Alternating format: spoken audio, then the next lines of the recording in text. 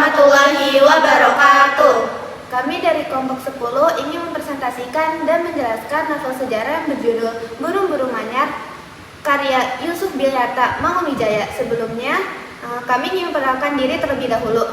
Perkenalkan, nama saya Istiana Albia. Nama saya Kaila Nanda Ramadhani. Nama saya Rahmawati. Dan nama saya Sabrina Kuroto Aini.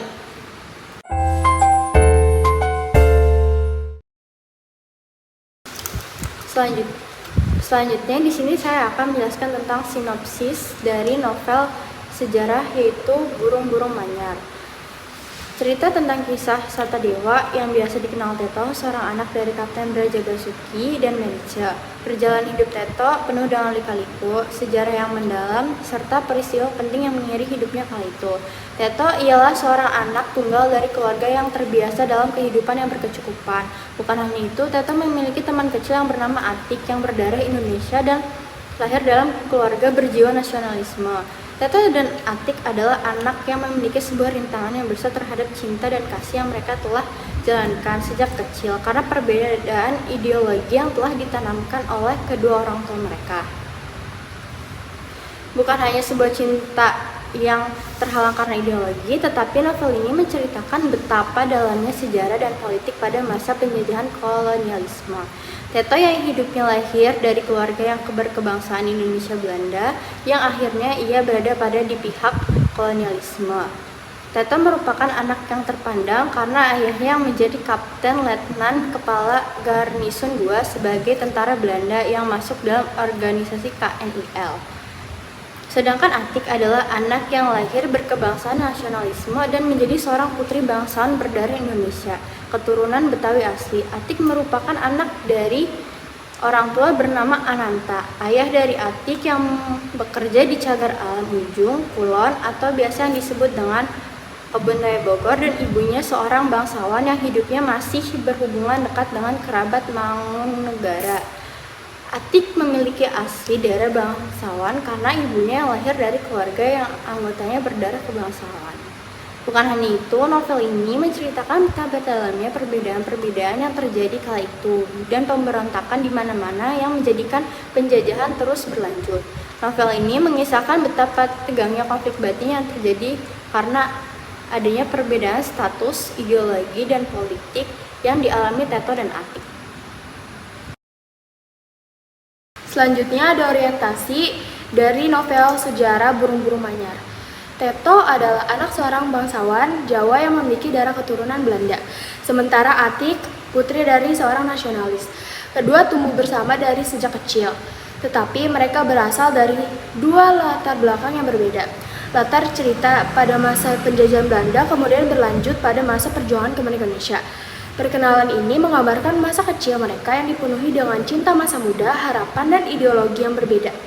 Selanjutnya ada struktur kedua, yaitu pengungkapan peristiwa. Hubungan Teto dan Atik semakin diperlihatkan ketika mereka tumbuh besar. Indonesia mengalami peralihan dari masa penjajahan ke masa perjuangan kemerdekaan Indonesia. Teto memutuskan untuk berpihak kepada Belanda, sedangkan Atik memiliki dari bagian perjuangan Indonesia. Perbedaan pandangan ideologi ini memisahkan mereka secara fisik maupun emosional. Meskipun ada rasa yang tersimpan di antara keduanya, pengungkapan peristiwa ini membawa pembaca pada situasi sosial dan politik yang semakin memanas di Indonesia. Struktur ketiga yaitu menuju konflik. Konflik utama terbentuk ketika Teto memutuskan bergabung ke organisasi KNIL, Angkatan Bersenjata Kolonial Belanda, yang dianggap oleh banyak orang sebagai pengkhianat dalam perjuangan kemerdekaan Indonesia. Sementara itu, Atik aktif mendukung perjuangan Indonesia untuk merdeka.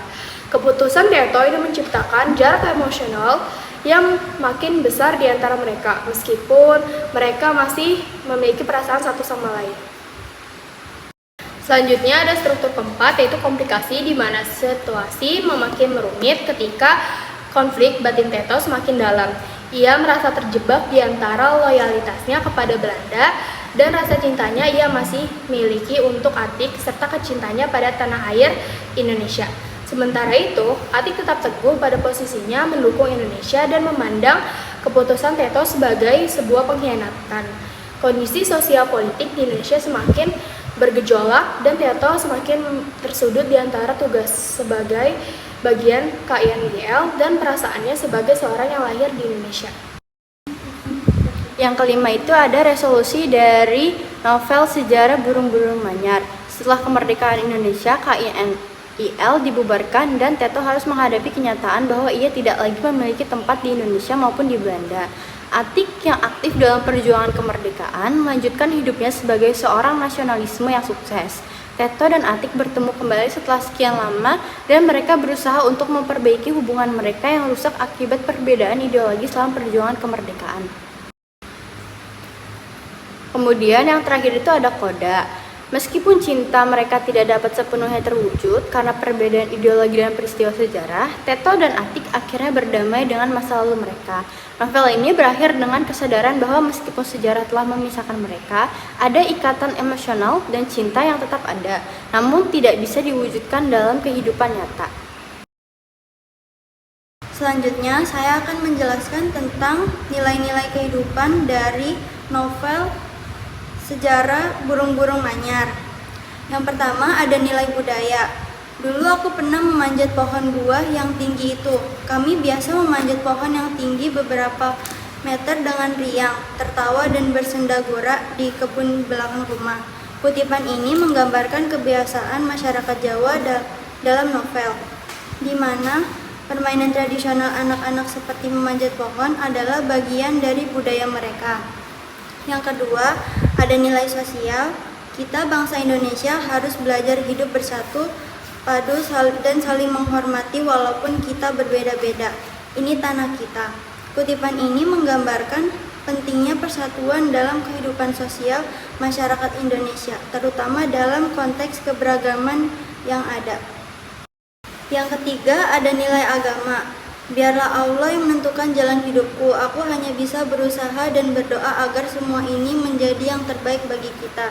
Kutipan ini mencerminkan kepasrahan dan kepercayaan tokoh terhadap kehendak Tuhan, mencerminkan nilai agama Islam yang dianut. Yang keempat, nilai moral. Aku tidak akan pernah menodai janji setia kepada tanah airku, walaupun godaan begitu besar. Kesetiaan adalah segalanya. Kutipan ini menggambarkan integritas moral dan komitmen tokoh terhadap prinsip-prinsip yang dianggap benar, yaitu kesetiaan dan kejujuran. Dan yang kelima, nilai estetis. Mentari sore memancarkan sinarnya yang lembut, mewarnai langit dengan semburat jingga keemasan. Burung-burung manyar kembali ke sarangnya dengan damai. Kutipan ini menggambarkan keindahan alam dengan deskripsi yang sangat visual dan puitis, mencerminkan nilai estetis yang tinggi dalam penggambaran lanskap.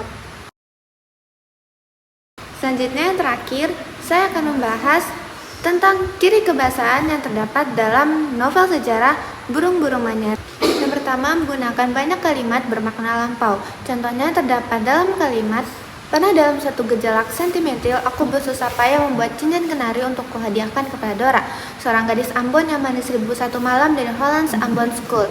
Nah, Holland's Ambon School sendiri ini menjadi contoh kalimat yang bermakna lampau, karena Holland's Ambon School itu sendiri merupakan sebuah sekolah yang didirikan oleh pemerintah Belanda untuk pribumi Indonesia.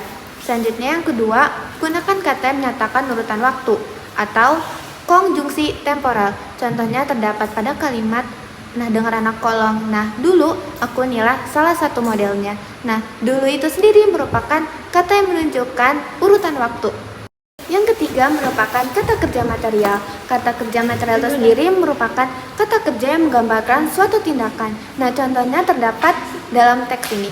Bersama anak Sersan, Kopral dan Sepandri yang selalu hitam dan berkulit ternoda luka di mana-mana, aku benar-benar bisa mengalami Firdaus.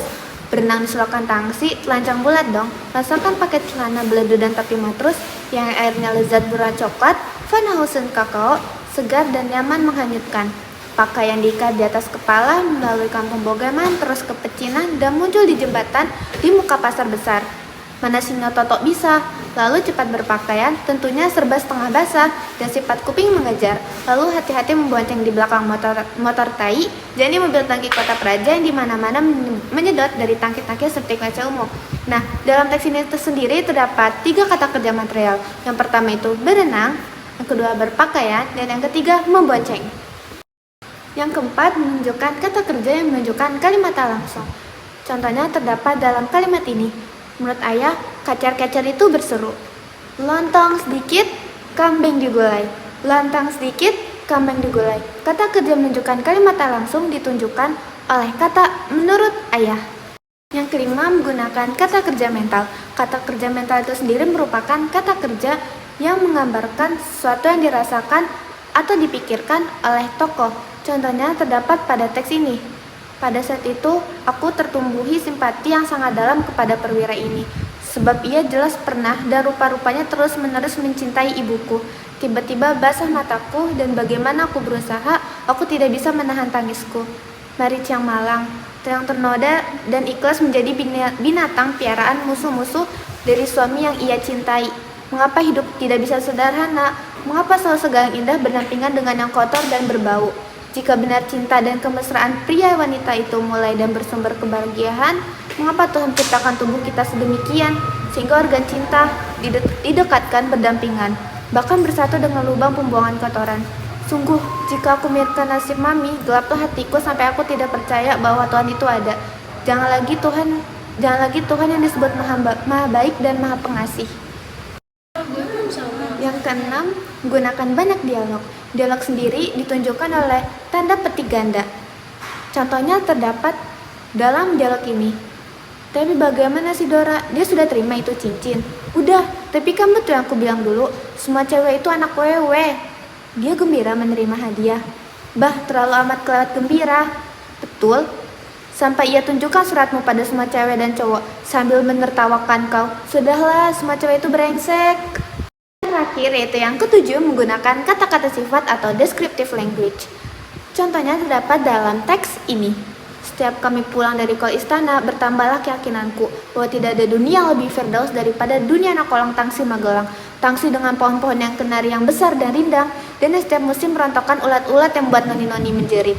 Dan yang bakal minta lebih dijeritkan lagi oleh lemparan-lemparan anak kolong kami berupa paket-paket ulat yang nikmat sekali, membuat mereka panik. Yang melempari noni-noni itu biasanya aku, sebab aku anak letnan. Anak-anak kopral tentunya tidak begitu berani mengganggu putri-putri ofisir-ofisir. Kecuali bila memang dapat aman sungguh-sungguh, bersembunyi dengan garansi mustahil ketahuan identitas mereka. Karena kenari itu buah anugerah, surga yang kami terima, atau lebih tepatnya yang kami lempari dengan penuh syukur. Bila dimakan isinya, yang gurih sesudah kulit yang keras kami jepitkan di antara kosen dan daun pintu. Kulit itu dapat kami buat jadi cincin.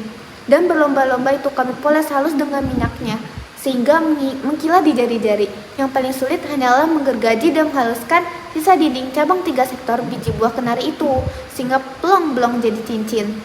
Untuk itu kami harus minjam kikir dari pasar Pandri Sapu, kumisnya seperti sapu ijuk, supir truk batalion. Sekian pembahasan novel sejarah Burung-Burung Manyar karya Yusuf Bilyata Mangunwijaya dari kelompok kami. Kurang lebihnya mohon maaf. Wassalamualaikum warahmatullahi wabarakatuh.